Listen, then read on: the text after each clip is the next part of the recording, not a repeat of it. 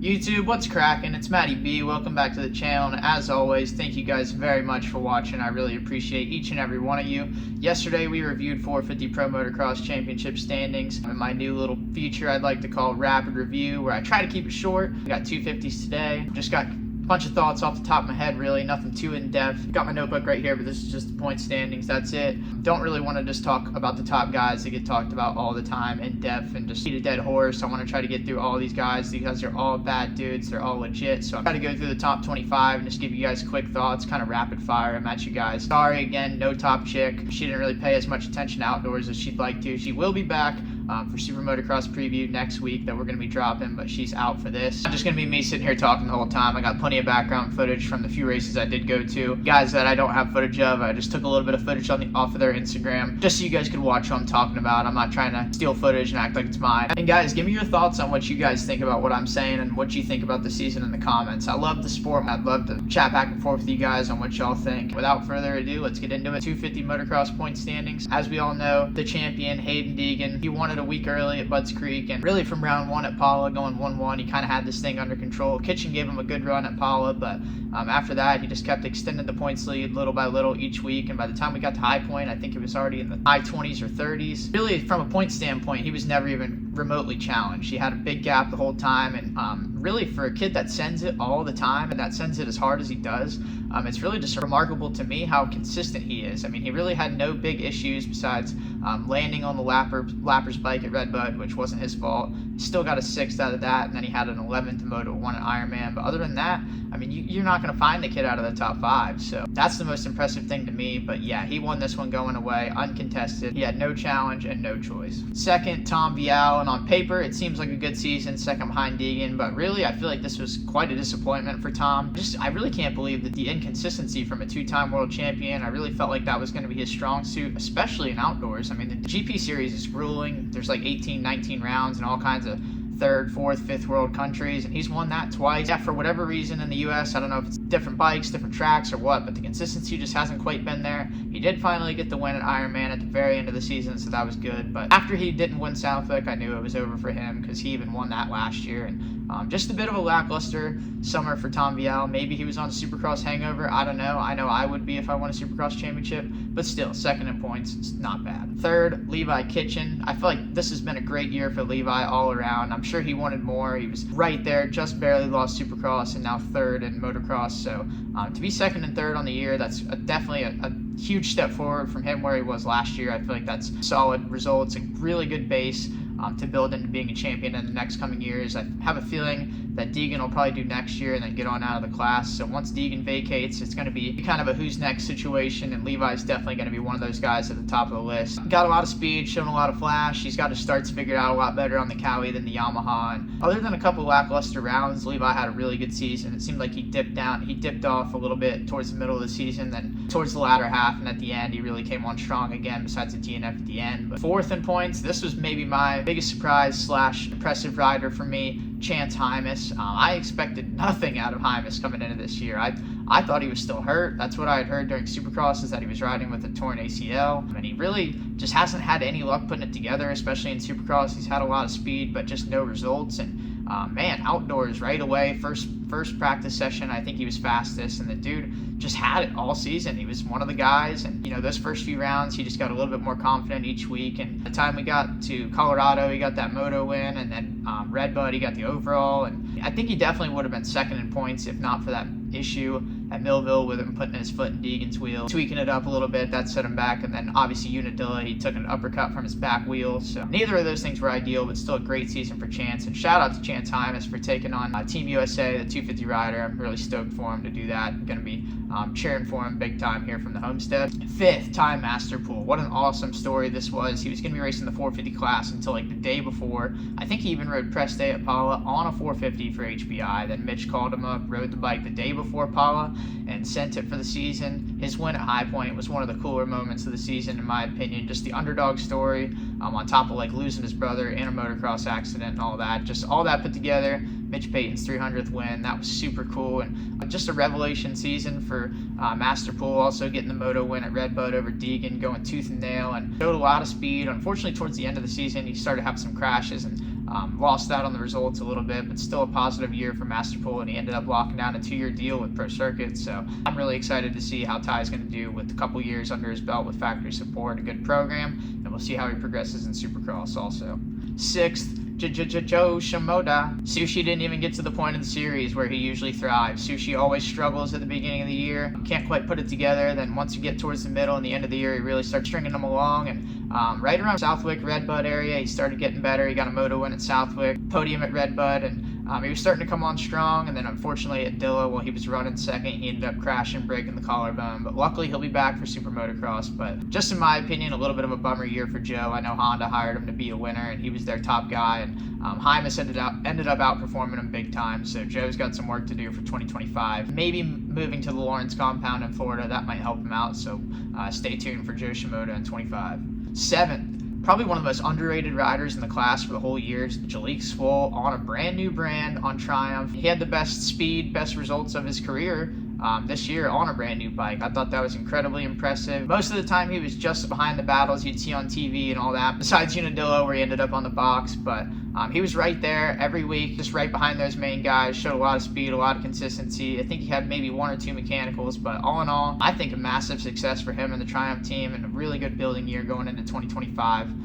8th, another one who was pretty much invisible all year. And shoot, he was so invisible, I don't even really have hardly any footage of him, but 8th, Pierce Brown. I'm not even sure what to say. He's just kind of there around that area all season. Not really too many highs that were too highs, no lows that were too lows. He just seemed like he was kind of right in the middle of the whole year. He'll be going to Star next year, so I'm not sure what that's going to do for him. Star doesn't quite seem to be the powerhouse it once was. A lot of the other bikes have caught up and have gotten a lot better in the last few years. So I'm curious to see if Star brings on any change for Pierce Brown or if it's about the same. 9th, Jordon Smith. I'm just happy my boy made it through a whole outdoor season. I'm not sure if he ever has. This might be a first for him. Shoot, he made it through Supercross and outdoors, so I think that has to be a first for him. But had a lot of struggle weekends, had a few good ones, and ended out the season strong at Ironman with that 3rd in the first moto and a 5th overall, so that was good. And he'll be going over to Triumph next year, so I know he's going to be excited about that. I think it's a multi-year deal, and Triumph proved to be really good this year, so I think Triumph and Jordon Smith, that could be a really good combo, especially with everybody talking about the comfort of the chassis. I think that's going to be really good for Jordon. So you may or may not be hearing it here first, but Jordon Smith and the Triumph are going to be a good match. 10th, we'll get 10th in the points when it's time. Ryder D had some good moments, and then he had a lot of moments where he was just kind of out there. He still seemed like there was a lot of times late moto where he seemed to lose some spots, and that's coming from somebody who knows exactly what that's like. I'm not hating or anything, but he ended up the season though very strong at Ironman. I remember last year at Ironman he was really good as well, and I think Ironman is just his track because he was right up in there. There was a 5-pack at the front, and Ryder D was right in it, and 10th in points, his first full year as a pro. I feel like people also forget that, it's not too bad, and he'll be sticking around with Troy Lee with the reduced effort next year, and I think Ryder D may just need another year or two, but I think he's going to build into something good here in the coming years. 11th, Juju. I know he missed a couple rounds after banging his dome off the ground at Southwick, and I was impressed with Juju also. He would have been a few spots better had he not missed a couple rounds, and this is a guy a few years ago, he was not on the radar of all these people to be on a factory team and to be doing what he's doing right now. I feel like Supercross Futures last year really put him on this path, so I think people forget that or may not even know that, and I'm sure KTM's not happy with it, but just me personally, I've been very impressed with Juju. I think he's shown a lot of speed, and his consistency's actually been pretty good too. If you look at the outdoor results, he's been around 8, 9, 10, 11 most of the motos, so good on Juju. We're building into something better in the coming years. 12th, Savatgy. Man, this is the disappointment of both classes of the season. I'm not really sure where it went wrong, but I know where it went right, and that is nowhere. Poor Joey. Started out second in qualifying, almost fastest at Pala. Everything was looking up, and a lot of people going into the season were looking at him to maybe even be a championship contender. He had all the credentials to do so, but I don't know if it was just the bike, bad luck. It seemed like a little bit of everything. Bad starts, and it seemed like no matter what was going on, there was an issue happening with Joey, even crashes, and he just never could get anything going right. Once the season starts going like that, I feel like it's easy to start letting it spiral out of control. I would even know on my lower level from what I did last year on the two-stroke. Just gets hard week in, week out, getting your teeth kicked in, and you only got 6 days to recover and try to figure out how to not let it happen again. So bummer for Joey. I think there were reports of him maybe going to Firepower Honda for next year. 13th, Casey Cochran. Beginning of the season, he was pretty invisible out there, and he is a rookie too, so he's jumping in the deep end here. And around Redbud, he really started to pick up, and I feel like that may be because there's tracks that he's already been to before. A lot of the other ones were new, but I think he was a 7.7, something like that at Redbud, so that was really strong. Podium at Millville, and this guy, he was the happiest dude I've ever seen to podium at National, which I love to see the emotion. I love to see how much it means to these guys. A podium at a National is a huge deal, so great job, Casey. Congratulations. Unfortunately, he got hurt, I believe, at Unadilla. I don't think it's anything too big, just banged up, and hopefully we'll see him back for his rookie season at Super Motocross. But Casey's another one. He grew up in the same age group as Deegan and Dax Bennick, so he's growing up with these guys. He's another one like Ryder D. I think he may just need another year or two. He's still young, but definitely don't write off Casey Cochran. 14th, Dilan Schwartz. I feel like this is also another one of the most criminally underrated riders in the class, especially, you know, when you're watching TV, you don't really ever see them showing 14th or anything like that, but Dilan Schwartz, major grinder, dude never seems to get tired, and I know he came off injury, apparently has like no time on the bike and isn't even really riding much during the week. The dude still every weekend sends it out there. He's digging deep, he's always passing people late in the motos. Gotta commend him for that, and he's doing it all on a Suzuki. The guy kickstarts his freaking bike and is still passing people at the end of the motos. That's how you know the guy's in shape. But unfortunately, Dylan, I think he is still banged up with his wrist. I think he's skipping out on Super Motocross to get surgery, so get well soon, Dylan. And it'd be cool to see him get an opportunity with a factory team someday, just to see what he would do with it, see if it would change much. But he's one of those guys, he's just on the cusp of showing what he needs to get one of those. I feel like maybe a little bit more flash would go a long way for Dilan Schwartz, but definitely a solid season. 15th, Max Anstie, not really quite a representation of how his season really went, but he didn't start until Southwick round 5, which people were thinking he was going to win Southwick. I even thought he was going to be a podium guy. That didn't go quite as everybody thought. It blew up right as it started. But besides Millville and the rain, I actually was a little bit underwhelmed with Max outdoors, but he did jump into the season halfway through on a new bike and all that, but it's supposed to be the best bike in the class, and I mean, Max is a world-class talent. He's won both motos at Motocross of Nations, and I just hold him in a high regard, so I expected a little bit more, but I know he's talked a lot about having needed to do this year in order to be ready for next year, so I'm sure it's all just part of the process. Trust the process, baby, no choice.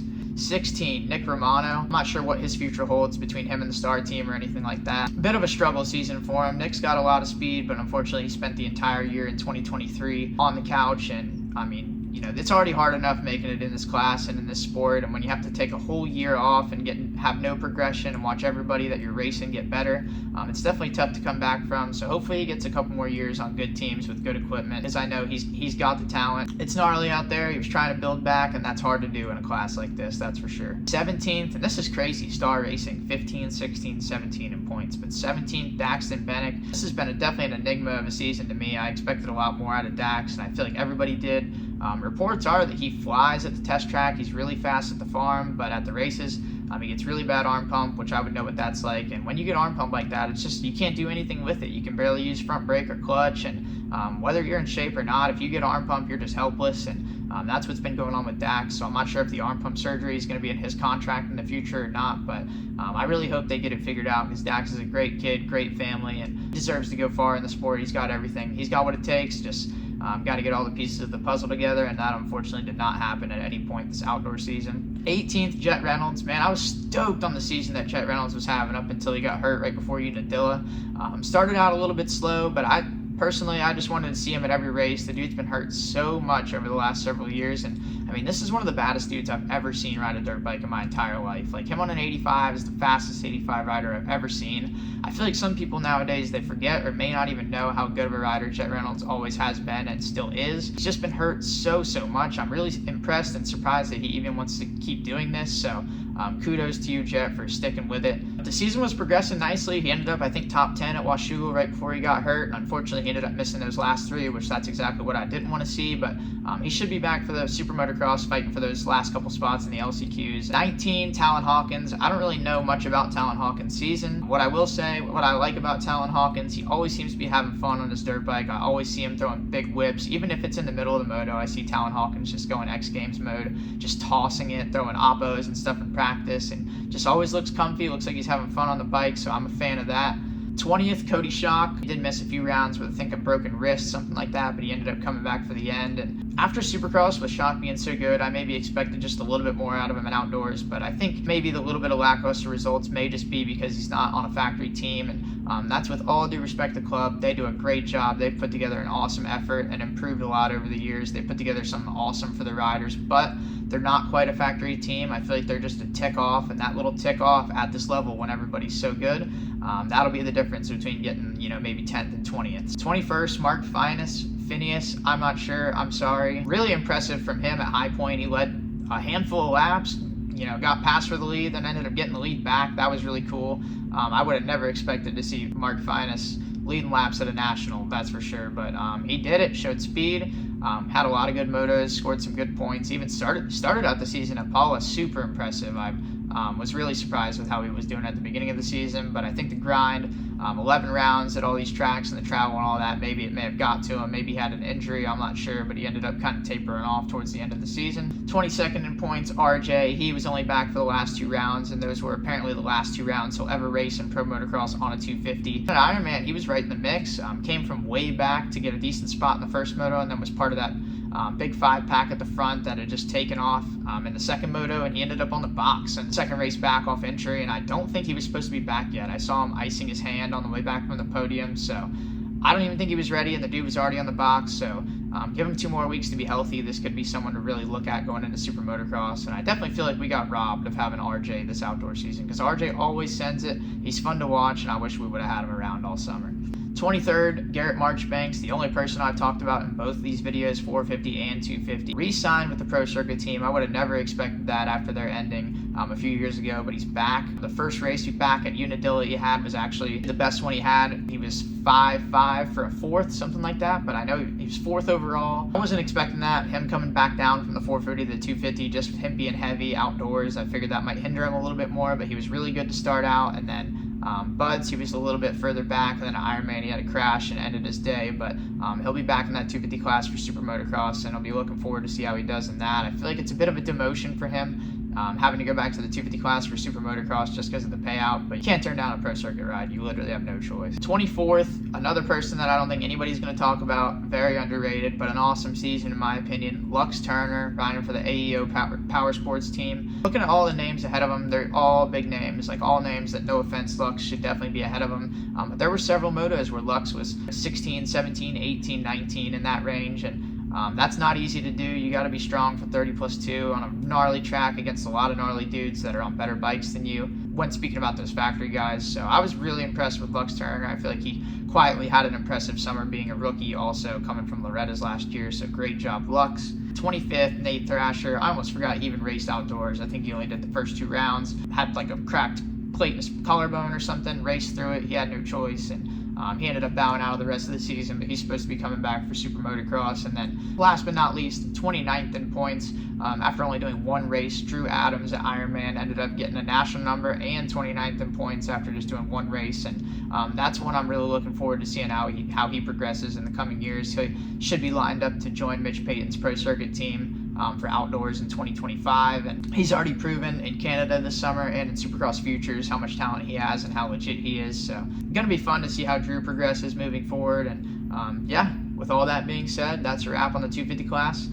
Hope it wasn't too long-winded for you guys. Had a lot of people to talk about, but yeah, those are my thoughts on it. Let me know what you guys think in the comments. Let me know if you guys agree with me, disagree, think I'm an idiot, or yeah, whatever you guys think, let me know. Yeah, thank you guys for watching. We're out.